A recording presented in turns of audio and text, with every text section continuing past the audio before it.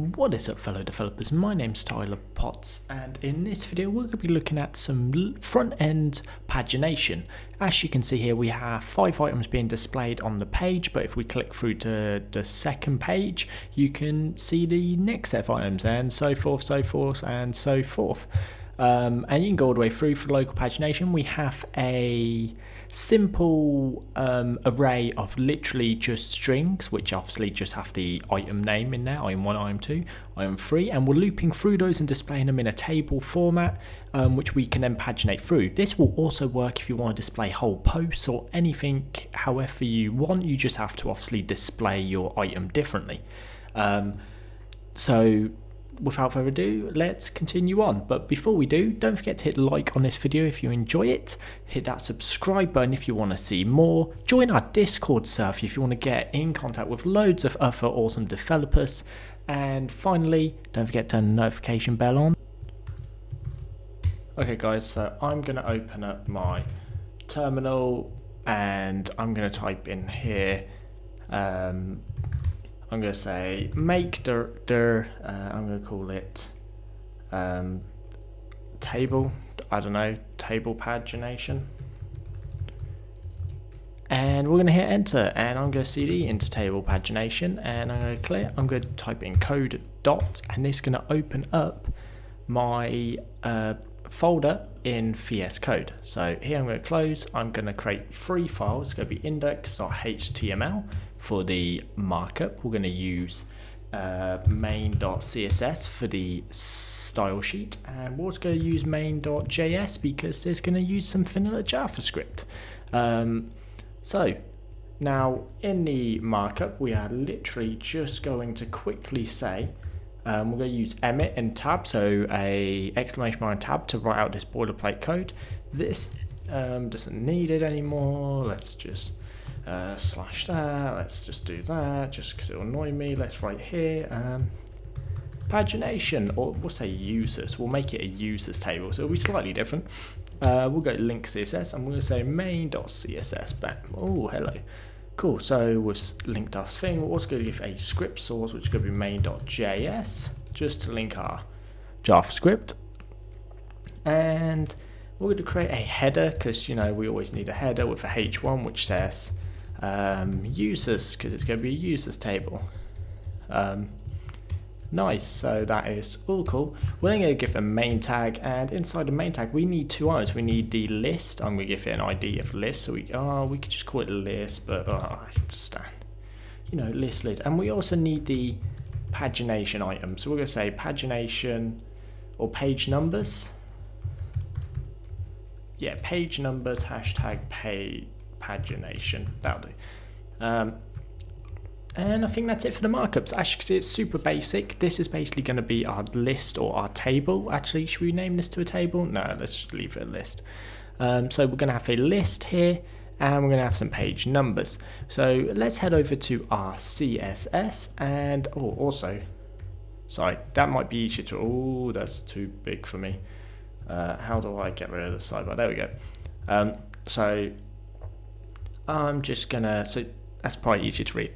Okay, so let's do in our main CSS, let's say margin 0, padding 0, box sizing, border box, and font family is going to be sans serif. Just some default resets. We're going to say body, and we're going to say background to F3, F3, a very, very subtle grey. We want to set our header to just be a display flex, because flexbox is life. Justify content to the center of the page, align items to the center. We'll set the height at 60 pixels, a background color of EE, and a box shadow of 0 pixels, 0 pixels, 10 pixels, RGBA 0, 0, 0, 0.2, and hit save. Let's have a look what that looks like. Let's refresh. Oh wait, we need to start Surfer, so I'm going to press Control-Alt-T. I have a package called Live Surfer, and to install Live Surfer you need Node installed. I'm not going to go over that now, but if you just press npm i-live live-surfer, hit enter, that will install this for you, and then you'll be able to literally run this command in your directory saying live-surfer, and bam, there we go. It's now run a server, and as you can see it says users up here, and it's looking pretty good. Just to let you know, I am zoomed in on my browser to 150%, just so it's easy for you guys to see. It's not going to be this big when you guys make it. Well, you do what you want, style it however you want, but that is what we're working with so far. So in our main, we want to display it as flex, because again, Flexbox literally does amazing things. We're going to send column, and we're going to align items. Center, align item center? No, we don't need align item center. We'll give it width 100% and max width 768 pixels. Background color will be white. Border will be 1 pixel solid CCC, and margin top will be 25 pixels. Hit save, and you can see this border here. We also need margin 0 auto, or bring that up. Actually, wait, no, what are we doing? Oh, we need a line item center. We do need that. Sorry, my bad. I've just realized I've done this in the wrong section. So we actually do need that, but we need these here to be a part of our main.list. We don't need to display that one as flex. Width 100% max width. There we go. That's now center. You can see it here. Obviously, when that has items in, it won't just be a blank bar. And let's style up the item before we actually do it. Let's give it a padding of 15 pixels and a border bottom of 1 pixel solid CCC, just like its parent. And give we will add a list hover effect. So main.list.item hover, and we'll say background is equal to RGBA. Oh, why can't I never get a B right? 000 and 0.05. Very subtle light grey there. And we're also going to do a first of type, and we're going to set this equal to border bottom none, because we don't actually want it on the first, no, not first, last of type, because we don't want the last one to have it. Again, you can't see anything here, but we'll start adding in some styling soon, or not styling, sorry, some items soon. So that's going to look alright. So now let's actually get into our JavaScript, and I'm actually going to copy and paste my list of items in here. As you can see, the list items. Obviously, this is a front end sort of pagination, so if you have loads of items, but you can also do the exact same thing, get an array from your server, and you can add them to a variable, and once you've got a variable, you can do this exact same pattern. In the next video, or not the next one, but in a video up and coming, we're going to create the same system but in Node, so it's back-end driven, the pagination, instead of front-end driven. So other things we need is the list element, which is going to be equal to document.get element by ID, and we're going to say list. So the list obviously is this item here, and then we're also going to get the pagination page numbers element, or we'll say pagination element, which here is going to say pagination. There we go, and they are the two elements we need along with our thingy, and these are all constants because they will not be actually changed. There is a couple other items we need. We need the current page we're on, so we're going to say current page is equal to 1. We can then set the amount of rows, or the amount of items we want to display at once, which is going to be 5. We only want 5 items off this list, so we're only going to get the first 5 to start with. And now let's actually create a function to display all these items. So we're going to say display list And in here we need to pass through a few elements. We're going to have the items we need to pass through. We need the wrapper element. And then we need the rows per page. And then we need the actual page to display. So now we're going to say wrapper dot inner HTML is equal to an empty string, because every time we call this function we want to make sure there's nothing already inside of our list element, else it's going to add more and more. So it's going to, if you click like next page, it's going to add the next ones on top of the ones which are already there, which is not what we want. We want it to be an empty wrapper. We then want to set the page to minus minus, because obviously the page is going to start on 1, but our array will start on 0. So we need to minus 1 from the page. We're just going to say page minus minus. Now we need to get the loop start position, and to work that out we need to say rows per page times by the current page. So the loop start is obviously where we're going to start our we're going to loop through the items, but we're only going to loop through a certain amount. So here we're going to say for let I equal loop start. We then say I is less than loop start plus rows per page, and then we could say I plus plus. You could also do this by, instead of doing this, we could say we could slice and get. So another way to do this would be, we could set a temporary what do we call it, paginated items, and we could set that equal to items.slice.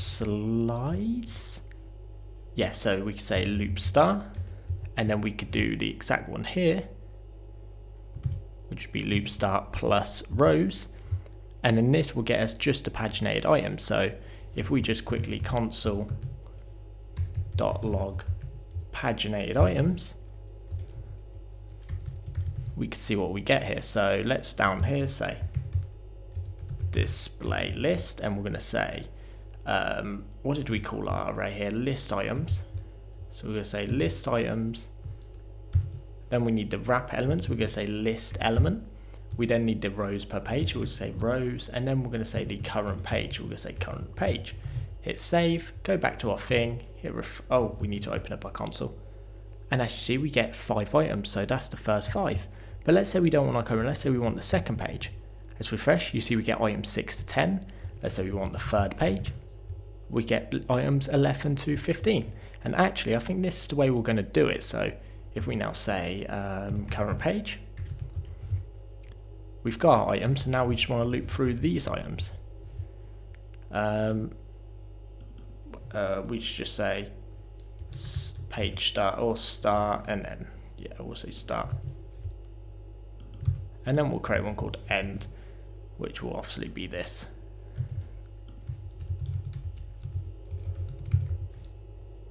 And then we'll put in here end, and there we go, we've got that. Now we need to loop through, so we want to say I is equal to 0, I is less than paginated, paginated items dot length, or 5 if you want it to be exact. So we get 5, and then here we'll just go console.log, and we're going to say list items, and then we'll say I. And now if we refresh, loop start is not defined. Where did I still have loop start somewhere? Loop start right there, so this will actually just be start. Now if we refresh, you can see we get item 1, 2, 3, 4 and 5. So that's working. Now let's actually display it to the screen. So we'll say let item equal items I, which is going to get us the current item, and then we're actually going to check if the type well, actually we don't need to do that. So here we're just going to say let item element is equal to document dot create element, element, and we'll create a div, and the div is going to have a class. We're going to say item element dot class list dot add, and it's going to add a class to it, and we're going to call it item. And then we're going to say item element dot inner text is going to be equal to the item, because obviously at the minute it is just an array of strings, but if you had an array of objects, then obviously you would say item dot something. And then we're just going to say down here element or wrapper dot append child. So we're going to add the item element as a child of the array, and as you can see, here is our array of our items. Now if we change the current page up here to, let's say we start on 2, it's still 2. If we say 3, it's still 3, so there's an issue there. Let's figure that out. So if we say here, so rows per page times page, and then the end is equal to start plus rows per page. So here, if we console log, oh, what we did wrong here is we said items I, we need to say paginated items I, because obviously we're getting new items. So now that's 5. If we change this to now 2 and we save, you see we get 10, 3 is equal to 11 to 15, 4 is 16 to 20, and if we went to page 5, you see we get items 21 to 22. If we went to page 6, we would get nothing because there is no page 6, but we won't allow it to go to page 6. There we go, so we've got items 1 to 5 right now. So that is how we write to the screen. Now we actually need to set up some pagination. So let's call a function called setup pagination. And in here we also need to pass the items. We want to say the wrapper, because we're going to have a wrapper. We need the rows, or we'll call this rows per page because we don't want it to conflict with our current rows. And then that's it for this one. We then need to say wrapper.innerHTML is equal to nothing, just like we did up here. But this time we just need to say let page count equal, and we're going to say math.ceil because we want to round up this number, and I'll tell you why in a second. We're going to say items.length divided by rows per page. So the reason we want to round up is because if this was items length, and let's say it tells us, because we defined it, we're going to say rows per page, this is actually going to give us what, like with our current stacks we have 22 instead of round 5, and because obviously 5 times by 20 divided by 5 is equal to 4. So yeah, so what that's going to give us 4, but because we have 0.2, it's going to give something like 5 or 5.5 or 5.2 or something, 5.3, which is obviously not correct. So we need to round it up. The reason we round up is because if we round it down, then we would lose the last 2 items the last 2 items page, and that's why we round down. Now we want to do another for loop, so we're going to say let I is equal to 1 in this case. We're going to say I is equal or less than page count plus 1. Wait, page count plus 1 or yes, and then we say I plus plus. Now this makes it easier to create the items, but we're just going to say pagination button. Now we're going to pass through 3 things. We're going to pass through the current number or the current page, which is going to be I. We're also then going to pass through the I again. Actually, in this case we just need 1 I, and we also need the items. And let's create this function. So we're going to say function pagination button. And the pagination button is going to have the button, it's going to have the page basically, and then it's going to have items. Oh, that needs to be a function, not just ending it there. And in here we need to create a new button, so we're going to say let button equal, oh, I just misspelled, button equal document dot create element button. We're then going to say button dot inner text is equal to page, because we just want it to be equal to the page number. And then we want to say if the current page is equal to this page, so the page we pass through, we want to set the button.classList.add a class called active, because it will be our active page. We could actually probably do this in one line instead of making it multiple line.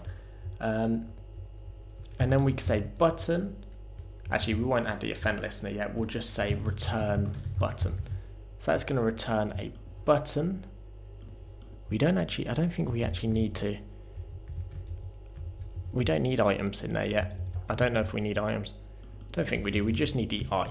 And then here we're just going to say, or we'll say let button equal pagination button, and then we'll just say wrapper.append child, and we'll say button. Now if we go back and we hit refresh, nothing happens because we haven't called set pagination. So down here we'll say set pagination, and we need the items, which are going to be the list items. We need the we said set pagination, we need a wrapper, so we're going to have pagination wrapper or pagination element, and then we're going to have the rows per page, which is going to be rows. If we hit save and we go back, you see we get 4 or 5 pages, which is correct because we have the first 4, which is our 1 to 20, and then we have 2 anomalies, 2 ends which are going in the 5. So let's style these because this looks really ugly. So let's go to our main, and we need to say down at the bottom here, dot pagination is going to be a display flex. We'll give it a flex wrap in case we get too many pages. Wrap. We'll say justify content is equal to center, and align items also equal to center. So that's looking good. We then need to say pagination button. We're going to say the width equal to 50 pixels, the height is equal to 50 pixels, the appearance is equal to none, border none, outline none, cursor pointer. We'll set the background color equal to 44 AAEE, which is a blue. We're going to give it a margin of 5 pixels, give it a transition of 0.4 seconds. We'll set the color equal to white, the font size equal to 18 pixels, and we'll give this a text shadow to make the text stand out a little. It's not a function. We'll say 0 pixels, 0 pixels, 4 pixels, RGBA 0.2. And then we'll add a box shadow too, and the box shadow will be literally the same.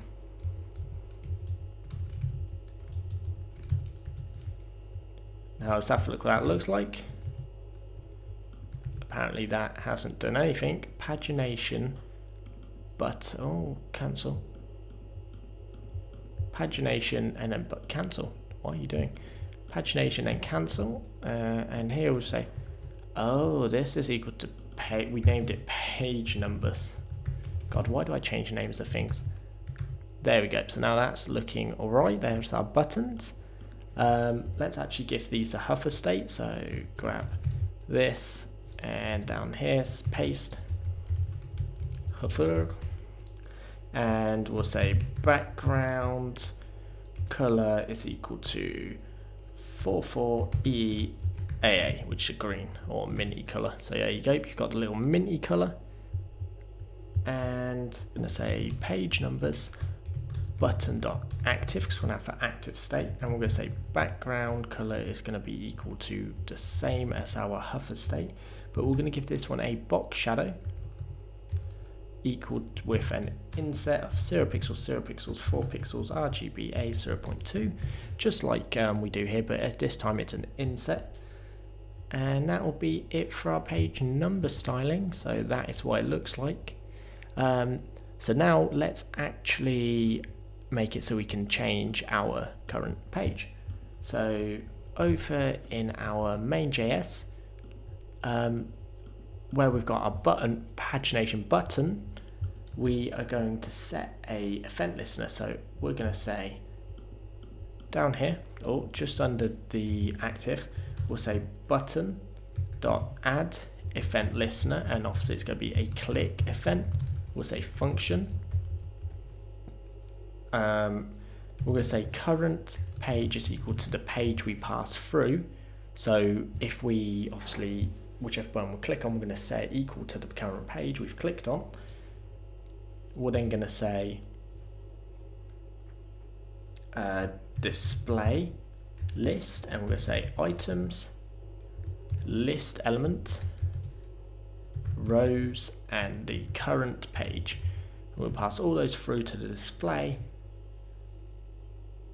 And if we go back and refresh and I click 1, oh, items is not defined. Oh, that's why we passed through items earlier. We'll say items, and up here we'll say items just to pass it down.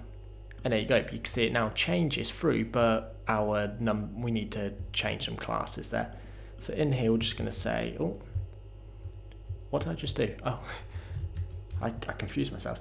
We're going to say let buttons equal, actually, no, all we need to say is active or current button is equal to let current button is equal to document.query selector, and we're going to say dot page numbers button.active, and we're going to say current button dot class list dot remove active.